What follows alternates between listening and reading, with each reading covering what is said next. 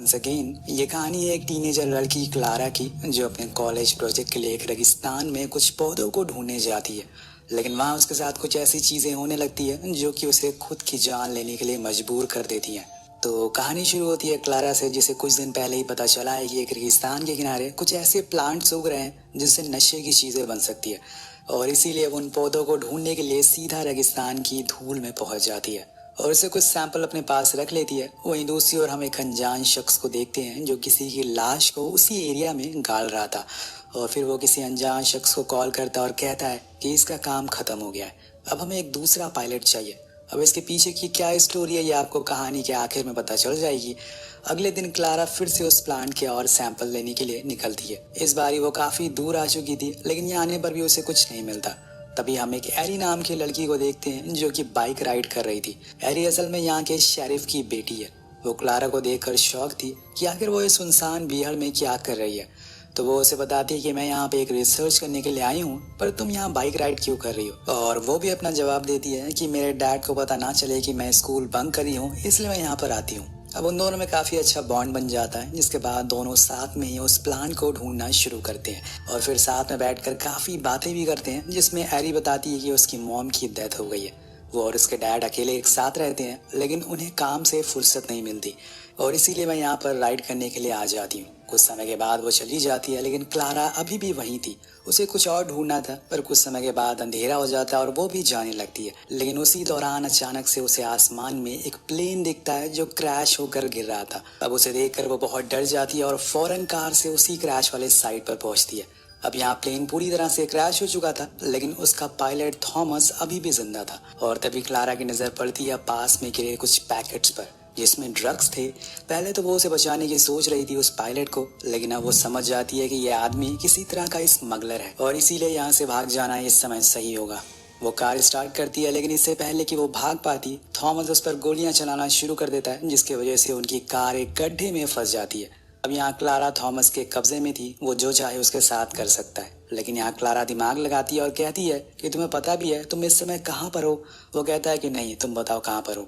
तब क्लारा बोलती है कि मैं तुम्हें तुम्हारी मंजिल तक पहुंचा सकती हूँ, यहाँ से रोड कुछ ही दूरी पर है, क्योंकि मुझे इस जगह के बारे में अच्छे से पता है।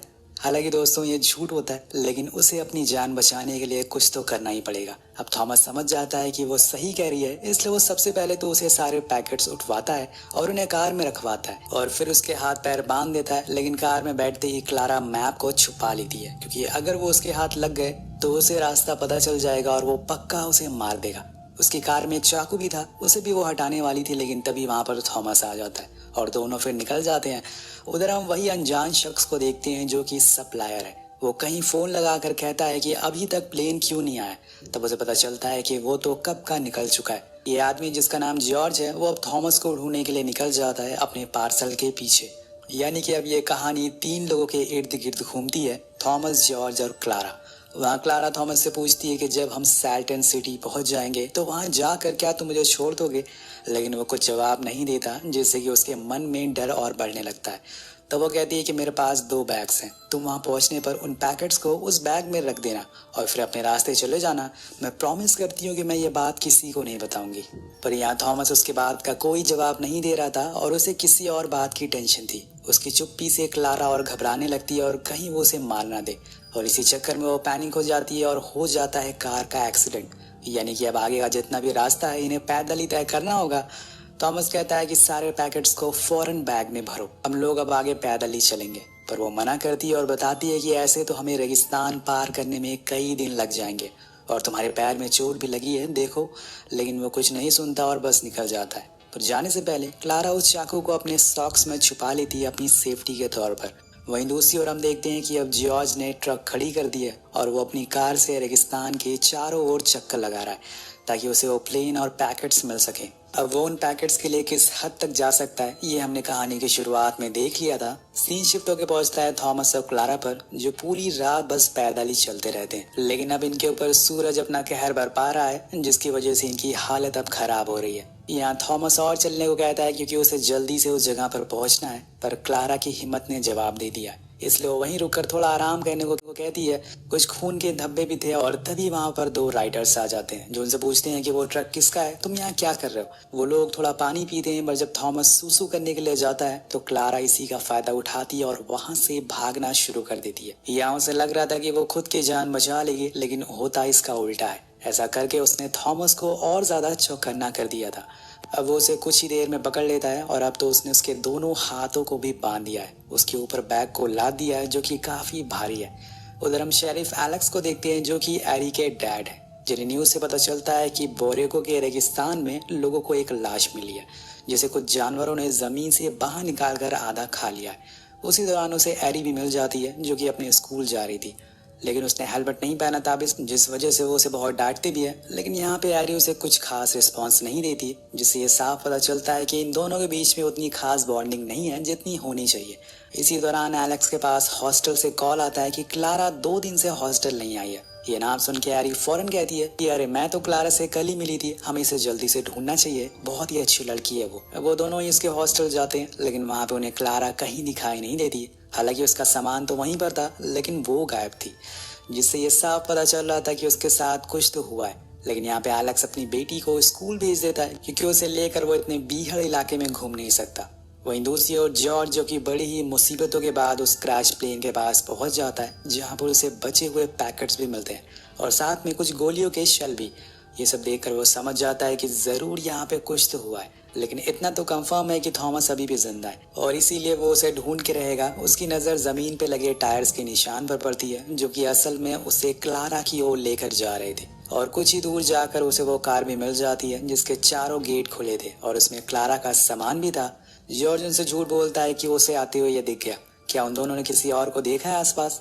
वो दोनों पुलिस को कॉल करने की बात करते हैं और ये बात जॉर्ज को पसंद नहीं आती, इसलिए वो दोनों को मार देता है और उसी कार के पास छोड़कर चला जाता है। अब उसका एक ही मोटिव है, उसे कैसे भी करके थॉमस को उन पैकेट्स को ढूंढना है क्योंकि उसमें करोड़ों का सामान है। पर वहाँ थॉमस के पैर में जो चोट लगी थी उसने अब इन्फेक्शन होना शुरू हो चुका था, इसलिए वो सही से चल नहीं पा रहा था। क्लारा कहती है कि क्यों ना हम यहीं पर रुककर थोड़ा आराम करें, लेकिन यहाँ पे थॉमस को जॉर्ज का अंदेशा है। उसे अच्छे से पता है कि वो उसे ही ढूंढ रहा होगा और इसी कारण वो यहाँ पर रुक नहीं सकता। लेकिन क्लारा उसे समझाती है कि अगर हम लोग चलते रहे तो धूप और इन्फेक्शन से मारे जाएंगे या फिर हमें अपने रास्ते को चेंज करना होगा क्योंकि आगे कोई पहाड़ नहीं है। अब थॉमस यहाँ पर कहीं ना कहीं थक चुका था, इसलिए वो मान जाता और वहीं छांव में दोनों आराम करने लगते हैं। अब क्लारा उसे पूछती है कि तुम्हारा प्लेन आखिर क्रैश कैसे हुआ। वो बताता है कि इंजन स्टॉप होने की वजह से। वो प्लेन अच्छा नहीं था, हम छोटे प्लेन इसलिए उड़ाते हैं क्योंकि वो रडार पर नहीं आते। अब सीन कट होता और हम एलेक्स को देखते हैं जिसे अपने लोगों से पता चल चुका था कि आखिर किस जगह पे क्लारा की कार है,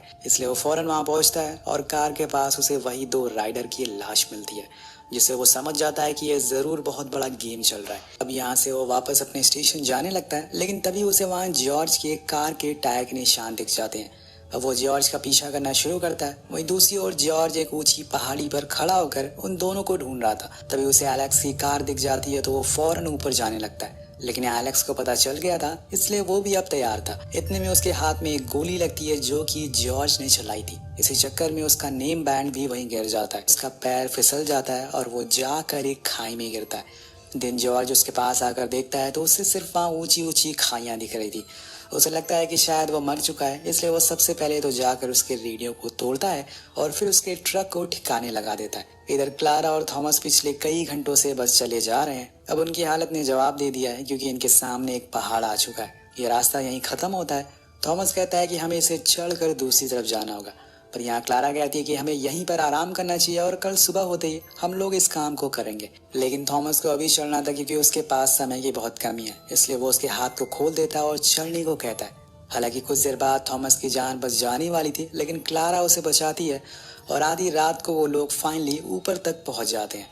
उधर जब ड्यूटी खत्म होने के बाद एलेक्स घर नहीं पहुंच तो एरी को उसकी फिक्र होने लगी, इसलिए वो सीधा यहाँ से पुलिस स्टेशन पहुंचती है कि शायद उसके डैड वहां पर हो। लेकिन वहां पर सभी लोग अपने अपने घर जा चुके थे, पूरा पुलिस स्टेशन खाली था। वो यहाँ समझ जाती है कि जरूर उसके डैड क्लारा को ढूंढने के लिए गए होंगे और वहीं उनके साथ कुछ हो गया होगा। अब वो फौरन अपनी बाइक उठाती है और निकल जाती है अपने डैड को ढूंढने के लिए। उसी जगह जाती है जहाँ पर क्लारा से पहली बार मिली थी। इधर दूसरी तरफ अंधेरा हो चुका था, इसलिए दोनों ने आग जलाई थी, लेकिन इनके पास अब कुछ खाने को नहीं और ना ही पीने को पानी, और इन्हें अब आगे आने वाले दिन घंटे ऐसे ही गुजारना होगा। दोनों एक साथ पहले इतनी फुर्सत में बैठे थे और आज इतनी दिनों बाद इन्हें एक दूसरे का नाम पता चलता है बातों बातों में।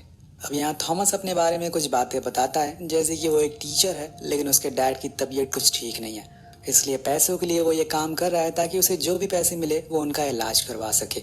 वो ये भी बताता है कि कभी कभी हमें मजबूरी में गलत काम करना पड़ता है। वहीं क्लारा भी उसे अपने हाथ में बटरफ्लाई टैटू दिखाती है और कहती है कि ये मैंने अपनी छोटी बहन की याद में बनवाया था। उसकी पिछले साल मौत हो गई, लेकिन सभी लोग उसका जिम्मेदार मुझे मानते हैं क्योंकि उस समय मैं उसके साथ थी। उन लोगों के लिए ये सब बातें मुझे इतना दर्द देने लगी हैं कि मैंने अपना घर छोड़ दिया और तब से मैं ऐसे ही भटक रही हूँ। वेल, ये सीन देखकर हमें एक लाइन याद आती है कि डोंट जज a book by its cover. अब यहाँ दोनों दिल के अच्छे थे लेकिन उनकी मजबूरी ने उन्हें यहाँ तक पहुंचा दिया। उधर हैरी अपने डैड को बेताबी से ढूंढ रही है लेकिन उन्हें वो कहीं भी दिखाई नहीं देते। अब देर रात हो गई थी इसलिए उसे डर लगने लगा था। तभी उसे अपने डैड की नेम प्लेट मिलती है, जिसके बाद वो उसी जगह खड़े होकर चिल्लाने लगती है और लकीली एलेक्स को उसकी आवाज़ सुनाई दे जाती है। वो भी उसे आवाज़ लगाता है और कुछ इस तरह से दोनों एक बार फिर से मिल जाते हैं। हैरी उन्हें रस्सी के जरिए ऊपर खींच लेती है। उधर दूसरी तरफ हम देखते हैं कि देर रात जब थॉमस सो जाता है तो मौका देकर क्लारा चाकू से अपनी रस्सियां काट लेती है और फिर वहां से भाग जाती है। कुछ समय के बाद उजाला हो जाता है और यहाँ पे एलेक्स हैरी से कहता है कि अब तुम घर जाओ, मुझे ये काम अकेले ही करना पड़ेगा। लेकिन वो उसकी बात नहीं सुनती और उससे बिना बताए वहां से निकल जाती है क्लारा को ढूंढने के लिए। लेकिन वहां क्लारा भाग रही थी, बस भागे जा रही थी। उसे इतनी दूर तक जाना था कि उसके पीछे कोई भी ना आ सके। लेकिन आज उसके सामने आ जाता है जॉर्ज, जो कि अब उसके ही पीछे पड़ चुका है। हालांकि वो उसे नहीं जानता लेकिन वो यहाँ अकेले घूम रही है। इसका मतलब है कि साफ साफ उसके पास कुछ कनेक्शन है उन पैकेट्स को लेकर। अब क्लारा ऊंची चट्टानों के बीच में भागना शुरू करती है। उसके पीछे पड़ा था जॉर्ज, लेकिन इस बार उसका सामना हो जाता है थॉमस से। वो भी यहाँ पहुंच चुका था। वो उसे कुछ नहीं कहता बल्कि उसकी आंखों में देखता और कहता है कि जाओ, यहाँ से भाग जाओ, और खुद जाकर जॉर्ज के सामने खड़ा हो जाता है क्योंकि इन सब में वो क्लारा को घसीटना नहीं चाहता। लेकिन जॉर्ज तो क्लारा को मारना चाहता है क्योंकि अब उसे उन पैकेट्स के बारे में पता चल चुका है। पर थॉमस कहता है कि उसे जाने दो, मैं तुम्हारे सारे पैकेट्स लेकर आया हूँ, ये लो और मुझे जाने दो क्योंकि मेरी फैमिली वहाँ मेरा इंतजार कर रही है। तब जॉर्ज कहता है कि मेरी भी फैमिली वेट कर रही है, लेकिन पिछले 15 सालों से मैं उनके पास नहीं गया और ना ही तुम जा पाओगे। ये बोलकर वो उसे शूट कर देता है और सारे बैग लेकर भाग जाता है। यहाँ क्लारा भी अब फ्री हो चुकी थी, लेकिन बाहर निकलते समय उसे हैरी की बाइक दिख जाती है, जिसका ये साफ मतलब है कि वो अंदर ही है और खतरे में है। इसलिए वो हैरी के लिए दोबारा अंदर जाती है और देखती है कि जॉर्ज ने हैरी को पकड़ रखा है। वो उसे छुड़ाने की कोशिश करती है लेकिन जॉर्ज गोली चला देता है जो जाकर उसके पेट में लगती है और वो गिर जाती है। अब इसी का फायदा उठाकर हैरी जॉर्ज को धक्का दे देती है, जिसकी वजह से वो जाकर एक पत्थर से टकरा जाता है और मौका देखकर वो फौरन क्लारा को उठाती है और अपनी बाइक पर बैठा लेती है और यहाँ से सीधा भागना शुरू करती है। लेकिन यहाँ जॉर्ज के सर पर खून सवार हो चुका था। वो पागलों की तरह इनके पीछे पड़ चुका था। तभी यहाँ एंट्री होती है एलेक्स की, जो उस पर गोलियां चलाना शुरू कर देता है। लेकिन इन गोलियों के बावजूद वो उन दोनों का पीछा नहीं छोड़ता और इसी वजह से हैरी बाइक की स्पीड तेज करती है। लेकिन इतने में पीछे बैठी क्लारा नीचे गिर जाती है। यहाँ पे जॉर्ज को मौका मिल जाता है। वो बिना कुछ सोचे समझे केरोसिन की कैन पूरी हैरी के ऊपर खाली कर देता है क्योंकि अब वो उसे जिंदा जलाने वाला था। लेकिन तभी क्लारा को होश आता है और वो उन पैकेट्स में आग लगा देती है। अब ये देखकर जॉर्ज पागल हो जाता है और खुद को रोक नहीं पाता। वो उस आग में कूद जाता क्योंकि वो पैकेट उसे खुद की जान से ज्यादा कीमती लग रहे थे। वो आग को बुझा तो नहीं पाता, लेकिन हाँ, उसमें जलकर जरूर मारा जाता है। तभी वहाँ एलेक्स भी आ जाता है और अपनी बेटी को सही सलामत देखकर उसे गले से लगा लेता है। इधर क्लारा भी ठीक थी, तभी उसे अपने साइड में वही नशे का पेड़ मिलता है जिसके लिए वो यहाँ तक आई थी, पर उसके साथ कुछ और ही हो गया। आपको क्या लगता है कि अगर प्लेन के पास क्लारा ना जाती और थॉमस की मदद ना करती तो ये सब होता? क्या उसकी मदद करके उसने सही किया? इस सवाल के साथ ये कहानी यही अंत हो जाती है। आपको ये कहानी कैसी लगी नीचे कमेंट करके जरूर बताएगा। मिलते हैं आपसे अगले वीडियो में। Thank you so much watching. Peace out.